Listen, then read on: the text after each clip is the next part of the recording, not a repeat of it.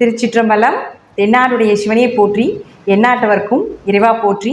அனைவருக்கும் வணக்கம். இன்னைக்கு நம்ம பார்க்கக்கூடிய பதிவு என்னன்னு பார்த்துட்டிங்கன்னா, 2024 மே மாதம் 1ஆம் தேதி குரு பகவான் மேஷ ராசியிலிருந்து ரிஷப ராசிக்கு பயிற்சியாக போகிறார். மேஷ ராசியில் இருந்த குரு பகவான், அதாவது குரு அப்படின்னு சொல்லக்கூடியவர் தனகாரகன், காலபுருஷனுக்கு தனஸ்தானம் அப்படின்னு சொல்லக்கூடிய 2ஆம் இடத்திற்கு குரு பகவான் வரப்போகிறார். இந்த குரு பெயர்ச்சி ஒவ்வொரு ராசிக்கும் எந்த மாதிரி இருக்கும் அப்படிங்கிறத நம்ம முழுமையாக பார்க்கலாம்.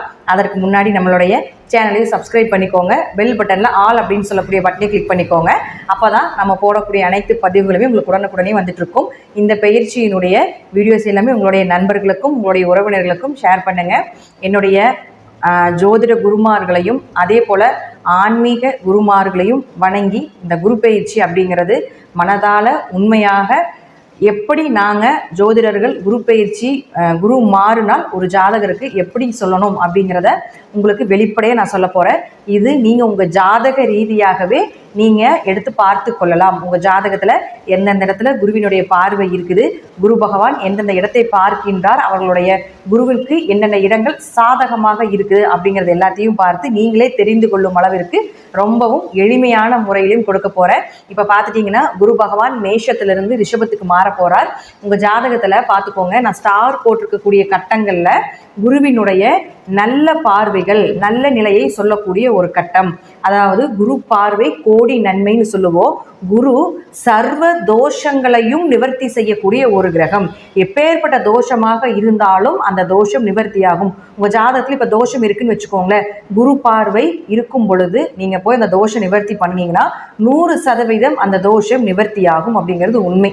பரிகாரமாக இருந்தாலும் சரி, வழிபாடுகளாக இருந்தாலும் சரி, குரு பார்வை இருக்கும் பொழுது அந்த வழிபாடை நீங்கள் செய்யும் பொழுது, அந்த பரிகாரங்கள் செய்யும் பொழுது அந்த முற்றிலும் 100% அந்த தோஷம் நிவர்த்தியாகும் அப்படிங்கிறதுல மாற்றமே கிடையாது. இப்போ மேஷம், ரிஷபம், கடகம், கன்னி, விருச்சகம் மற்றும் மகரம், இந்த ராசிக்கு குருவினுடைய நல்ல தன்மைகள், நல்ல பலன்கள் கிடைக்கக்கூடிய ஒரு ராசியாக இருக்குது. இந்த ராசியில் உங்கள் ஜாதகத்தில் என்னென்ன கிரகங்கள் இருக்குது அப்படிங்கிறத நோட் பண்ணி வச்சுக்கோங்க. அப்போது அந்த கிரகங்கள் எல்லாமே உங்களுக்கு நன்மையை நிச்சயமாக கொடுக்கும்.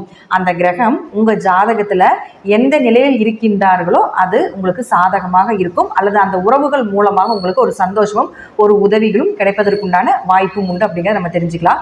இப்போ நான் ஒவ்வொரு ராசிக்கும் நான் சொல்கிறேன், இது லக்னத்திற்கும் பொருந்தும். அதனால லக்ன ரீதியாகவும் நீங்கள் இதை வைத்து பார்த்துக்கொள்ளலாம். லக்னத்திற்கு 100%, ராசிக்கு 80% நிச்சயமாக பொருத்தமாக இந்த பயிற்சி அமையும்.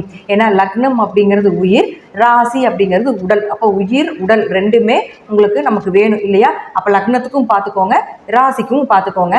அப்போ எந்த மாதிரி இருக்குங்கிறத நீங்கள் ஈக்குவல் பண்ணி பார்க்கும்போது நிச்சயமாக உங்களுக்கு ஒரு நல்ல ஐடியா கிடைக்கும். அதே போல் ஒரு 9 கிரகங்கள் இருக்காங்க இல்லைங்களா? இந்த 9 கிரகத்தில் ஒரு 4 கிரகத்துக்கு மேலே உங்களுக்கு குரு பார்த்துட்டாருன்னு வச்சுக்கோங்களேன். இந்த வருடம் உங்களுக்கு இந்த குரு பயிற்சி மிகுந்த யோகம் உள்ள பயிற்சியாக இருக்கும். அல்லது 4 கிரகத்திற்கு கீழே, அதாவது 3, 2, ஒரு கிரகத்தை மட்டும் பார்க்குறாங்க அப்படின்னா மீடியமான பலன் அப்படிங்கிறத நம்ம எடுத்துக்கலாம். இல்லைங்க, எந்த கிரகத்தையுமே பார்க்கல அப்படின்னு நீங்கள் நினைச்சிங்கனாலும் பயப்பட வேண்டியதில்லை. இந்த குரு உங்கள் ஜாதகத்தில் எந்தெந்த கட்டத்தை பார்க்கின்றாரோ அதனுடைய தன்மைகள் உங்களுக்கு முழுமையாக கிடைக்கும். அந்த கிரகம் அப்படிங்கிறது உங்களுக்கு வளர்ச்சியை கண்டிப்பாக கொடுக்கும். அந்த கட்டத்துக்கு உண்டான பலன்களும் நிச்சயமாக உங்களுக்கு 100% கிடைக்கும் அப்படிங்கிறதுல மாற்றமே இல்லை. குரு அப்படின்னு சொல்லக்கூடியவர் தனகாரகன். தனம் அப்படின்னா நம்ம பணம் மட்டும் எடுத்துக்க கூடாது. தனகாரகன் மற்றும் புத்திரக்காரகன் அப்படிங்கிற ஒரு அமைப்பும் உண்டு. புத்திரன்னா குழந்தைன்னு அர்த்தம். நாம் இந்த 2க்கு மட்டும் குருவை நம்ம எடுத்துக்க கூடாது. பெயர், புகழ், மதிப்பு, மரியாதை, அந்தஸ்து, உயர் பதவி, ப்ரமோஷன், கோடீஸ்வர யோகம் எல்லாமே குரு பகவான் தான். ஒரு ஜாதகத்தில் குரு நல்லா இருந்துட்டால் அவர் மிகப்பெரிய ஒரு கோடீஸ்வரர். தின வருமானம் வேணும் அப்படின்னு நீங்கள் நினச்சிங்கன்னா அது சந்திரன் நல்லா இருக்கணும். இல்லைங்க, மாத வருமானம், திடீர் அதிர்ஷ்டங்கள், இதெல்லாமே சுக்கிரன். 3 கிரகம் பணத்தை கொடுக்குங்க. சந்திரன், சுக்கிரன், குரு, இவங்க 3 பேர் தான் பணத்தை கொடுக்கக்கூடிய கிரகம். தின வருவாய் சந்திரன், அதே போல் திடீர் அதிர்ஷ்டங்கள், மாத வருவாய் எல்லாமே சுக்கிரன். கோடியா சம்பாதிக்கணும் அப்படின்னு நினைச்சீங்கன்னா அது குருதான். அப்போ குருதா கோடீஸ்வர யோகத்தை நிச்சயமாக கொடுப்பார். அப்ப இந்த குரு பகவான் அப்படின்னு சொல்லக்கூடியவர் பார்த்துட்டீங்கன்னா, ஒரு ஜாதகத்துல நல்லா இருந்துட்டு அவங்க நிச்சயமாக கோடீஸ்வரராக இருக்கிறதுக்கு வாய்ப்புகள் உண்டு. அவங்க என்ன பண்ணுவாங்கன்னா, பணத்தை சேர்த்தி வச்சு இன்வெஸ்ட்மெண்ட் பண்ணி பணத்தை பெருக்கி கொண்டே இருக்கிறது தான் குரு பகவான் அப்படிங்கிறத முற்றிலும் உண்மை. அப்போ குரு அப்படின்னு சொல்லக்கூடியவர் நமக்கு பணத்துக்கு மட்டும் இல்லை, சுப நிகழ்ச்சி, குழந்தை, திருமணம், வீட்டில் நடக்கக்கூடிய அனைத்து சந்தோஷங்களும் அவர் தான். ஒரு சுப நிகழ்ச்சி வீட்டில் நடக்குது, அது குரு நல்லா இருந்தால் மட்டும்தான் அந்த வீட்டில் சுப நிகழ்ச்சியே நடக்கும். குரு பார்வை இருக்கும் பொழுது அது நடக்கும். கோச்சார ரீதியாக வருடம் மாறுது இல்லைங்களா? அப்படி மாறி வரும் பொழுதுதான் அந்த குருவினுடைய தன்மையை பொறுத்து தான் அந்த வீட்டில் சுப நிகழ்ச்சிகள் கண்டிப்பாக நடக்கும். அப்போ குரு அப்படின்னு சொல்லக்கூடியவர் நம்ம ஜாதகத்துல அனைத்து நன்மைகளும் ஒரு ஜாதகருக்கு நடக்குது அப்படின்னா அந்த குரு நல்லா இருந்தால் மட்டும்தான் நடக்கும் அப்படிங்கிறதுல மாற்றமே கிடையாது. அந்த குருவும் உங்க ஜாதகத்துல நல்லா இருக்கும். திதி சூன்யமாகவோ பாதகமாகவோ பாவ கிரகங்களோட சேர்ந்து ஏதாவது மறைந்தோ கெட்டு போய்விட்டால் அந்த குருவினுடைய வேலை கொஞ்சம் குறையுமே தவிர தாமதமாகுமே தவிர உங்களுக்கு அவர்களுக்கு உண்டான தன்மையை கொடுத்து விடுவார்கள். இருப்பினும் குரு உங்க ஜாதகத்துல நல்லா இருக்கணும், அதுதான் முற்றிலும் உண்மை. இப்போ கோச்சார ரீதியாக பார்க்கும்பொழுது குரு எப்பொழுதுமே எல்லாருக்குமே நன்மையை கொடுக்கக்கூடிய ஒரு சூழ்நிலையில தான் இருப்பாரு. இப்போ ஒவ்வொரு ராசிக்கும் அவருடைய பார்வைகள் எப்படி இருக்கு, அவருடைய தன்மைகள் எப்படி இருக்கு, ஒவ்வொரு லக்னத்துக்கும் எப்படி இருக்கும் அப்படிங்கிறதையும் நாம முழுமையா பார்க்கலாம். தனுசு ராசிக்குண்டான குரு பகவானுடைய பயிற்சி பலன்கள் எப்படி இருக்கும் அப்படிங்கிறத பார்க்கலாம். தனுசு ராசிக்கு ஏகதேசமாக 7.5 சனி முடிந்து ஓரளவுக்கு நல்ல பலன்கள் கிடைக்கும் அப்படிங்கிற அமைப்பு உண்டு. இப்போது உங்களுடைய ராசிக்கும் எடுத்துக்கோங்க, லக்னத்துக்கும் எடுத்துக்கோங்க. பொதுவாக உங்களுடைய ராசி லக்னத்துக்கு 6ஆம் வீட்டுக்கு குரு வரார். இப்போ லக்னாதிபதி மறைகிறார், 4ஆம் அதிபதி மறைகிறார்.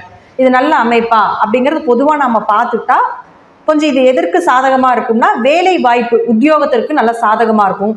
சொந்த ஊருட்டு வெளியே போகலான் இருக்கீங்க, பூர்வீகத்தை விட்டு வெளிநாடு வெளியூர் போகலான் இருக்கீங்கன்னா அதற்கு எல்லாமே இது மிகவும் சாதகமாக இருக்கும். போட்டித் தேர்வுகளில் வெற்றி பெறுவதற்குண்டான வாய்ப்புகள் உண்டு. ஒரு கடன் வாங்க வேண்டிய ஒரு சூழ்நிலைகளையும் ஏற்படுத்தி கொடுப்பார். கடன் மூலமாக ஒரு யோகத்தையும் ஏற்படுத்தி கொடுப்பார் அப்படிங்கிறது முற்றிலும் உண்மை. சரி, இது ஒரு பொதுவாக சொல்லக்கூடிய ஒரு பலன் தானே. இப்போ நாம இந்த 6 ராசி கட்டங்களில் ஸ்டார் போட்டிருக்கக்கூடிய 6 ராசி கட்டங்களில் ஒவ்வொரு இடத்துலையும் கிரகங்கள் எப்படி இருந்தால் உங்களுக்கு என்ன பலன்கள் கிடைக்கும் அப்படிங்கிறத பார்க்கலாம். ஃபர்ஸ்ட் உங்களுடைய 1 மற்றும் 4ஆம் அதிபதினு சொல்லக்கூடிய குரு பகவான் இந்த 6 ராசி கட்டங்கள் எங்க இருந்தாலும் சரி, பெயர் புகழ் மதிப்பு மரியாதை இதெல்லாமே கண்டிப்பாக உண்டு. ஒரு வளர்ச்சி நிச்சயமாக உண்டு. வீடோ மனைகளோ சொத்துக்களோ இடம் வாங்கக்கூடிய ஒரு அமைப்பு, வண்டி வாகனங்கள் வாங்கக்கூடிய ஒரு அமைப்பு எல்லாமே ஏற்படுத்தி கொடுத்து விடுவார். அதே போல அம்மா மூலமாக ஒரு உதவிகளும், நண்பர்கள் உறவினர்கள் மூலமாக ஒரு உதவிகளும், தாய் வழி சொந்தங்கள் மூலமாக ஒரு உதவிகள், அவர்கள் மூலமாக ஒரு நல்ல பெயர் அப்படிங்கிறது நிச்சயமாக ஏற்படுத்தி கொடுப்பார். உங்க ஜாதகத்துல வீடு வாங்க வேண்டிய அமைப்பு, சொத்து வாங்க வேண்டிய அமைப்பு தசாபுத்திப்படி நடந்தால் இது இந்த 6 கட்டத்துல உங்களுக்கு எங்க குரு இருந்தாலும் அது நடக்கும். அடுத்து உங்களுக்கு 2 மற்றும் 3ஆம் அதிபதினு சொல்லக்கூடிய சனி பகவான் இந்த 6 ராசி கட்டங்கள் எங்கிருந்தாலும் உங்க பேச்சுக்கு மரியாதை உண்டு. பண வரவு இந்த வருடம் முழுவதும் உண்டு. அதே போல ஏதாவது ஒரு வழிவகையில் உங்களுக்கு சொத்து சேர்க்கையை ஏற்படுத்தி கொடுத்துவிடும். தைரியத்தை அதிகப்படுத்தி கொடுத்துரும். என்னவா இருந்தாலும் பார்த்துக்கலாம், எதா இருந்தாலும் பார்த்துக்கலாம் அப்படிங்கிற ஒரு தைரியத்தை அதிகப்படுத்தி கொடுத்துரும். வெற்றி அப்படிங்கிறது நிச்சயமாக உண்டு. காரிய ஜெயத்தையும் ஏற்படுத்தி கொடுத்து விடுவார் உங்களுக்கு. அதே போல மாமனார் மூலமாக உதவிகள் கிடைப்பதற்குண்டான அமைப்பையும் ஏற்படுத்தி கொடுத்து விடுவார் இந்த 6 ராசி கட்டங்களில் சனி பகவான் எங்கு இருந்தாலும். அடுத்து உங்களுடைய ராசிக்கு 5 மற்றும் 12ஆம் அதிபதினு சொல்லக்கூடிய செவ்வாய் பகவான் இந்த 6 ராசி கட்டங்கள்ல எங்க இருந்தாலும் நிச்சயமாக அதிர்ஷ்டங்கள் வேலை செய்யும். ஏன்னா 5ஆம் இடங்கிறது அதிர்ஷ்டம். உங்க ஜாதகத்தில் அதிர்ஷ்டமோ விபரீத ராஜயோகமோ இருந்தால் செவ்வாய் இந்த இடத்தில் இருந்தால் நிச்சயமாக அதிர்ஷ்டங்கள் வேலை செய்யும். குல தெய்வத்தினுடைய அனுகிரகம் முழுமையாக கிடைக்கும். குழந்தை சார்ந்த விஷயத்துல நிச்சயமாக ஒரு பெயரோ புகழோ மதிப்போ கிடைக்கும். அல்லது குழந்தைகளுக்கு ஏதாவது ஒரு உயர் பதவி, குழந்தைகளுக்கு ஏதாவது ஒரு நல்ல வேலை வாய்ப்புகள், ஒரு நல்ல விஷயங்கள், பெயர் புகழ் கிடைப்பது இதெல்லாமே ஏற்படுத்தி கொடுத்து விடுவார். குலதெய்வம் உங்க வீட்டில் வாசம் செய்யும். குலதெய்வத்தினுடைய அனுகிரகம் முழுமையாக கிடைக்கும். அதே போல வெளிநாடு வெளியூர் பயணங்களுக்கு இது சிறப்பான ஒரு அமைப்பு இருக்கும். ஏன்னா குரு உங்களுக்கு 6ல் இருக்கார்.